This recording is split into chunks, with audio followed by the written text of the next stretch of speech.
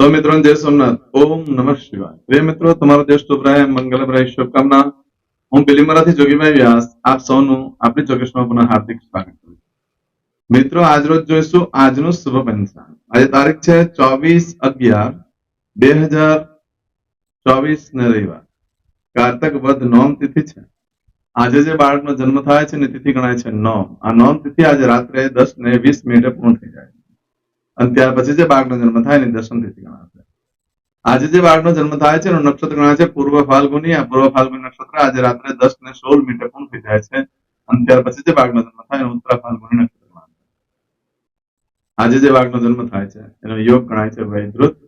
આ વૈધૃત યોગ આજે બપોરે 12:17 પૂર્ણ થઈ જાય છે। આ વૈધૃત યોગની અંદર જે લોકો ક્યારે ન કર્યું હોય તે લોકો માટે ખાસ આ પ્રયોગ છે કે તમારા જીવનમાંથી દુઃખ, દરિદ્રતા અને રોગમાંથી મુક્તિ મેળવવા માટે આજે ભગવાન શંકરના મંદિરે જવું જોઈએ। તાંબાનો કળશ લેવાનો, એમાં ઘી ભરવાનું હોય છે ગાયનું। કોથળીમાં ભરીને ઘી લોટામાં મૂકી દેવાનું તો પણ ચાલશે। એની પર એક ડીશ મૂકી દો તાંબાની, એમાં કાળા તલ મૂકી દો, એની અંદર કંઈક દક્ષિણા મૂકી દો તલની અંદર અને ઉપર દીવો ચાલુ કરી હાથમાં રાખી ભગવાન શંકરને પ્રાર્થના કરવાની કે અમારા પરિવારનું રક્ષણ કરો, અમારા બધાનું રક્ષણ કરો। હે પ્રભુ, અમને જે કંઈ રોગ, દરિદ્રતા, દુઃખ બધું હોય તે દૂર કરો, એમ કરી ભગવાનને અર્પણ કરવાનું હોય છે। આજે બપોરે 12:17 પહેલા કરી લેવું ભગવાન શિવના મંદિરે જઈને, બહુ જ સરસ ફળ પ્રાપ્ત થશે। આ વૈધૃત યુગમાં જે બાળકનો જન્મ થાય તેની ચોક્કસ પ્રાણ પૂજા વિધિ કરે, કારણ કે એના જીવનમાં ખૂબ દરિદ્રતા આવે છે અને એની માતાનું આરોગ્ય બગડતું રહે છે। આજે જે બાળકનો જન્મ થાય એનું કરણ ગણાય છે તૈતિલ। આ તૈતિલ કરણ આજે સવારે 9:05 પૂર્ણ થઈ જાય ત્યાર પછી જે બાળકનો જન્મ થાય એનું કરણ ગણાય છે। આજે જે બાળકનો જન્મ થાય છે ને રાશિ ગણાય છે સિંહ। સિંહ રાશિનો અક્ષર છે મ અને ટ। સિંહ રાશિનો સ્વામી સૂર્યનારાયણ ભગવાન છે। આજે આખા દિવસમાં કોઈ પણ બાળકનો જન્મ થાય એ બધાની રાશિ સિંહ ગણાશે। આ સિંહ રાશિ 25 તારીખે મળસ્કે 5:02 પૂર્ણ થાય એટલે ત્યાં સુધી જે બાળકોનો જન્મ થાય બધાની રાશિ સિંહ ગણાશે। આ રાશિ તિથિ વાર નક્ષત્ર યોગ કરણની અંદર જેનો જન્મ હોય તેની ચોક્કસ ત્રણ પૂજા વિધિ કરી લેવી જોઈએ, કારણ કે એના જીવનમાં એ જ રીતની તકલીફો અને ઉપાધિઓ આપતી રહેતી હોય છે। જો એ પૂજા થઈ ગઈ હશે તો જીવન સરળ બની જશે। આજે જે કોઈ મારા સબસ્ક્રાઇબ મિત્રોની વર્ષગાંઠ છે, મેરેજ એનિવર્સરી છે, એ બધાને મારે ઘણી ઘણી શુભકામના। તમારા જીવનમાં ખૂબ પ્રગતિનું થાય, ભગવાન શંકર તમારી બધી મનોકામના પૂર્ણ કરે એવી હું સોમનાથ દાદાને પ્રાર્થના કરું છું। મિત્રો, આજના દિવસે ખાસ કરીને આજનું સુકન કરી લેજો તો આખું વર્ષ તમારું સુંદર રીતે વ્યતીત। આજના દિવસે જે કોઈ મારા સબસ્ક્રાઇબ મિત્ર या મારા ઘર પરિવારમાંથી કોઈ પણ સદસ્ય કોઈ જગ્યા પર નોકરી માટે જઈ રહ્યા છે, કોઈ ઇન્ટરવ્યુ આપવા માટે જઈ રહ્યું છે, કોઈ પરીક્ષા માટે જઈ રહ્યું છે, કોઈ યાત્રા પ્રવાસ માટે જઈ રહ્યું છે, કોઈ જાન લઈને જઈ રહ્યું છે, કોઈ વિદેશમાં જઈ રહ્યું છે, કોઈનું ઓપરેશન હોઈ શકે, કોઈની ડિલિવરી હોઈ શકે, કોઈની સગાઈ હોઈ શકે, આજે કોઈની છઠ્ઠીની પૂજા પણ હોઈ શકે। આવા કોઈ પણ કાર્ય કરવા માટે તમે જઈ રહ્યા છો તો આ બધા કાર્ય કરતા પહેલા આજનું સુકન કરી લેજો। હું સોમનાથ દાદાને પ્રાર્થના કરું છું કે તમારું કાર્ય નિર્વિઘ્ને પાર પડે, સારામાં સારી સફળતા મળે, પણ સુકન કરીને ગયા હશો તો વધારે વિશેષ ફળ પ્રાપ્ત થશે। આમ તો આજે રવિવાર છે, ઘરેથી નીકળો છો તો પિતાને વંદન કરીને નીકળો અથવા પિતા સમાન વ્યક્તિને વંદન કરીને નીકળવું જોઈએ। આજે ભગવાન સૂર્યનારાયણને પાણી ચડાવવું જોઈએ। રીમ સૂર્યાય નમઃ 12 વખત બોલવું। આજના દિવસે ગાયને ઘાસ ખવડાવવું। જો ગાય ઘાસ ન ખાય તો જવ, ગોળ ને પાણી મિક્સ કરી ગાયને ખવડાવવાથી ગ્રહ દોષ મુક્તિ થાય છે, ઋણ મુક્ત થવાય છે, પિતૃના ઋણમાંથી પણ મુક્ત થવાય છે। અને આજના દિવસે પરિવાર સાથે, મિત્રવર્ગ સાથે ક્યાંક ને ક્યાંક બહાર ફરવા જવું જોઈએ, ઉજવણી કરવી જોઈએ। એનાથી પણ લક્ષ્મી દેવી પ્રસન્ન થાય। પરિવારને સાથે લઈને ફરવા નીકળશો આજે રવિવારના દિવસે તો મા લક્ષ્મી ખૂબ પ્રસન્ન થાય છે। આજના દિવસે તમે કોઈ પણ કાર્ય કરવા માંગો છો તો તેના માટે પણ એક ચોક્કસ શુભ સમય મળે છે। એ સમયગાળા દરમિયાન તમે કાર્ય કરો છો તો કાર્યમાં સારી સફળતા મળી શકે છે। તો આજના દિવસે રવિવાર છે તો સમય જોઈ લઈએ। આમાં કોઈ પણ પૂજાનો આરંભ કરવાનો હોય, કોઈ વેપાર વ્યવસાય ચાલુ કરવાનો હોય, કોઈ યાત્રા પ્રવાસની શરૂઆત કરવાનો હોય, કોઈ પણ કાર્યનો આરંભ કરવાનો હોય તો તે સમય હવે પસંદ કરો તે ટાઈમે કરી શકો છો। આજે સવારે 7:30 થી બપોરે 12 વાગ્યા સુધીનો સમય શુભ રહેશે। એ જ રીતે બપોરે 1:30 થી બપોરે 3 વાગ્યા સુધીનો સમય શુભ રહેશે। સાંજે 6 થી 6 વાગ્યાથી લઈ રાત્રે 10:30 વાગ્યા સુધીનો સમય શુભ રહેશે। તેમજ આવતીકાલે મળસ્કે 1:30 થી મળસ્કે 3 વાગ્યા સુધીનો સમય શુભ રહેશે અને આવતીકાલે મળસ્કે 4:30 થી સવારે 6 વાગ્યા સુધીનો સમય શુભ રહેશે। આ સમયગાળા દરમિયાન તમે દરેક કાર્ય કરી શકો છો। છઠ્ઠીની પૂજા, સગાઈ વગેરે કરી શકાય છે। આજે રવિવાર હોવાથી ગૃહ પ્રવેશની ના. આજના દિવસે તમારી કોઈ પણ વસ્તુ ચોરાઈ ગઈ યા ખોવાઈ ગઈ તો મળવાની શક્યતા બહુ જ ઓછી છે. બને ત્યાં સુધી નહીં જ મળે. આજે કોઈ પણ કાર્યનો આરંભ કરો, યા વેચાણ કરો છો યા ખરીદી કરો છો, તો એમાં ખૂબ ધ્યાન રાખીને કામ કરવું જરૂરી છે. કારણ કે આજે તમે જે કાર્ય કરો છો એ કાર્યની અંદર તમને સુખ સગવડ બધું મળે, પરંતુ એની સાથે સાથે સરકાર તરફથી કંઈ ને કંઈ ઉપાધિ આવી શકે છે. તમે કોઈ વસ્તુની ખરીદી કરી હોય તો તે કંઈ ને કંઈ કારણોસર કંઈક ને કંઈક ગુનામાં હોઈ શકે છે. યા તમે કોઈ વસ્તુનું વેચાણ કરો છો, વેચાણ કર્યા પછી પણ એની પર ગુનો થઈ શકતો હોય છે. એટલે આજે જે કંઈ કામ કરો તો થોડું ધ્યાન રાખીને કરવું યોગ્ય ગણાશે. આજના દિવસે નવા વસ્ત્ર પણ ધારણ ન કરો. સરકાર તરફથી કઈ મુસીબત આવી શકે, દરોડા લાશમાં ફસાઈ શકો છો, તમારી પર કોઈ પણ પ્રકારના આક્ષેપ લાગી શકે એવું છે. માટે આજે એ પણ કરવા માટે યોગ્ય નથી. આ ચાંદલા વિધિ કરવા માટે યોગ્ય સમય છે. આવું બધું જે કંઈ ફળ છે એ આજે તમને રાત્રે 10:16 સુધીમાં મળે. પરંતુ આજે રાત્રે 10:16 થી લઈ આવતીકાલે આખો દિવસ અને 26 તારીખે મળસ કે 1:24 સુધીમાં તમે જે કાર્ય કરો છો એનું ફળ બદલાય. ધ્યાન આપજો. આજે રાત્રે 10:16 થી લઈ આવતીકાલે આખો દિવસ અને પરમ દિવસે મળસ કે 1:24 સુધીમાં જે કંઈ કાર્ય કરો છો એનું ફળ બદલાઈ જાય છે. એમાં કોઈ પણ વસ્તુ ચોરાઈ ગઈ, ખોવાઈ ગઈ, 7 દિવસમાં મળે, બાકી મળવાની શક્યતા ઓછી. આ દિવસે કરેલા કાર્યમાં આ સમયગાળા દરમિયાન તમે જે કંઈ કાર્ય કરો છો એમાં સુખ સગવડ બધું મળી જાય, પ્રગતિ ઉન્નતિ પણ થાય, તમારી પોઝિશન પણ સારી મળે. પરંતુ તમારા કરતા તમારા સહકારીને, જે તમને મદદ કરનાર એટલે તમારા પાર્ટનરને વધારે સારી પોઝિશન મળી શકે, પણ તમને કઈ નુકસાન થતું નથી. આજના દિવસે કોઈ પણ એવા કાર્યો છે જે કાર્ય નિયમિત કરવાની જરૂર હોય એવા કાર્યો આજથી શરૂ કરી દો. તે કાર્યમાં નિયમિતતા આવશે. ઘણા લોકો પ્રયત્ન કરે છે, પરંતુ નિયમિતતા અંદરથી ચોખ્ખા ભાવથી સાથે રાખીને કામ કરવું જોઈએ. તો તમને મજબૂત સંકલ્પ હોય કે હું રોજ હવે જીમમાં જઈશ, કે રોજ હું ચાલવા જઈશ, કે રોજ હું ભગવાનના મંદિર દર્શન કરવા જઈશ, કે રોજ હું કંઈ પણ મતલબ જે અંદરથી પાવરફુલ સ્ટ્રોંગ રાખી અને જો આજે શરૂઆત કરે તો એને નિયમિતતા આવે.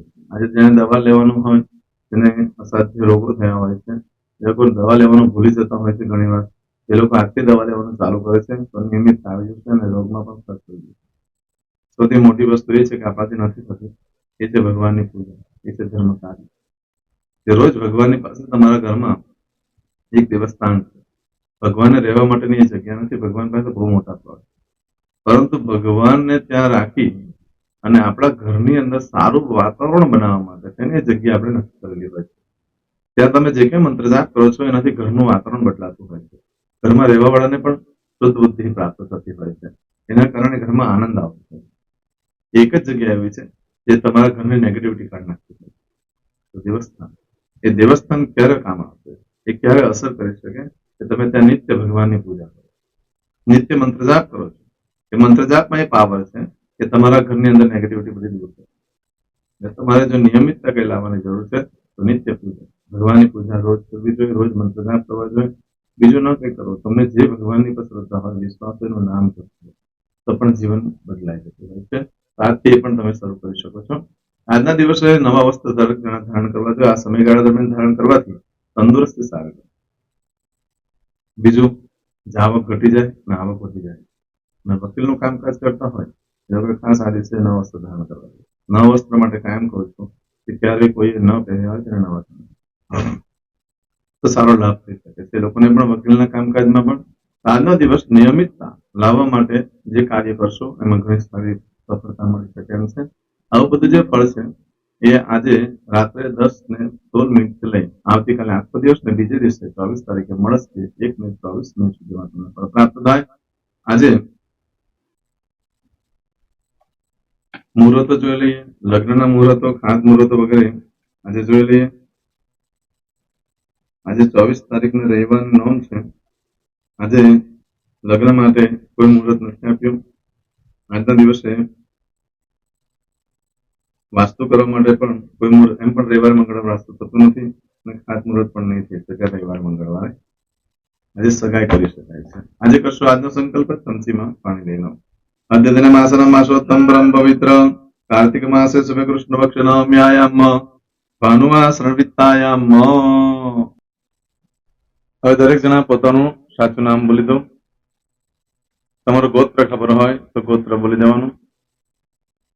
પછી બોલવાનું છે અહમ, મમ, આત્મન, શ્રુતિ, સ્મૃતિ, પુરાણોક્ત, પુણ્ય, ફલ, પ્રાપ્તિ, અર્થમ, અપ્રાપ્ત, લક્ષ્મી, પ્રાપ્તિ, અર્થમ, પ્રાપ્ત, લક્ષ્મી, ચિરકાલ, સૌ, રક્ષણાત્મક, લોકેવા, સભાયામ, રાજદ્વારે, વ્યાપારે, વિદ્યા અભ્યાસે, દેશે, વિદેશે, સર્વત્ર, યશ, કીર્તિ, વિજય, લાભાદિ, પ્રાપ્તિ, અર્થમ, મમ, અખિલ, કુટુંબસ્ય, આયુ, આરોગ્ય, ऐश्वर्यादि, प्राप्ति, अर्थम, मम, जन्म, समय, तथा च विप्र, वृंदानां, जन्म, समय, जन्म, कुंडली, मध्ये, स्थित, ग्रहः, गोचर, ग्रहः, महादशा, अंतर्दशा, प्रत्यंतर्दशा, तथा च योग, युति, दृष्टि, मध्ये, शुभ फल, प्राप्ति, अर्थम, भय, रोग, शत्रु, बाधा, दोष, मारण, तारण, मंत्र, तंत्र, अरिष्ट, दोष, पीड़ा, निवृत्ति, अर्थम, भूत, प्रेत, पिशाचादि द्वारा रचित अरिष्ट, दोष, निवृत्ति, अर्थम, मम, सकल, मनवांछित फल. હવે તમારા મનમાં જે કઈ ઈચ્છા હોય તે બોલી જવાનું.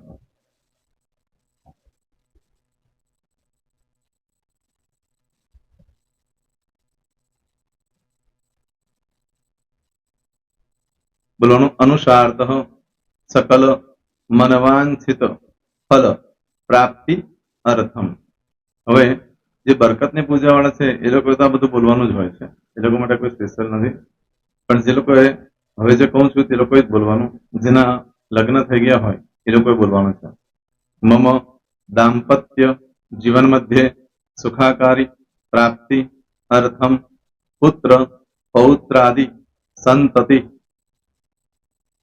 પ્રાપ્તિ અર્થમ. આ સંતાન પ્રાપ્તિ વાળા માટે પણ આવી જાય છે એમાં.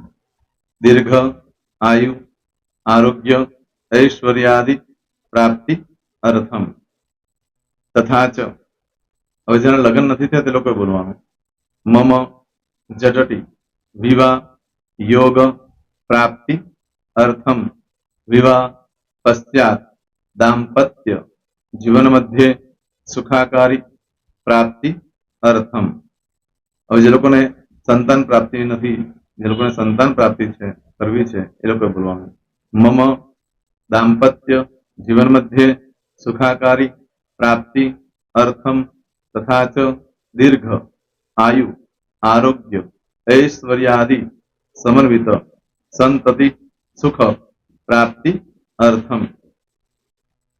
હવે જે અભ્યાસ કરી રહ્યા છો છોકરા વિદ્યાર્થીઓ છે તે લોકોએ બોલવાનું છે. મમ વિદ્યા અભ્યાસ મધ્યે ઉત્તરો ઉત્તર પ્રગતિ ઉન્નતિ સાનુકૂલતા પૂર્વક દિવ્ય સફળતા પ્રાપ્તિ અર્થમ. હવે જે લોકો વિદેશમાં જવા માંગતા હોય કે સીપમાં જવા માંગતા હોય, મતલબ ભારત દેશની બહાર જઈને ધંધો વેપાર કરવા માંગતા હોય એ લોકોએ, અથવા વિદેશ જવા માંગતા હોય કાયમ માટે, એ લોકોએ બોલવાનું છે. મમ જટટી વિદેશ ગમન યોગ પ્રાપ્તિ અર્થમ વિદેશ ગમન કાર્ય મધ્યે સાનુકૂલતા પૂર્વક દિવ્ય સફળતા પ્રાપ્તિ અર્થમ. હવે આરોગ્ય વાળા બોલવાનું છે, જેને આરોગ્યની પૂજા આપેલી હોય એ લોકોએ. એમ તો દરેક જણા જ બોલવાનું. બોલો મમ આયુ આરોગ્ય ઐશ્વર્યાદિ પ્રાપ્તિ અર્થમ.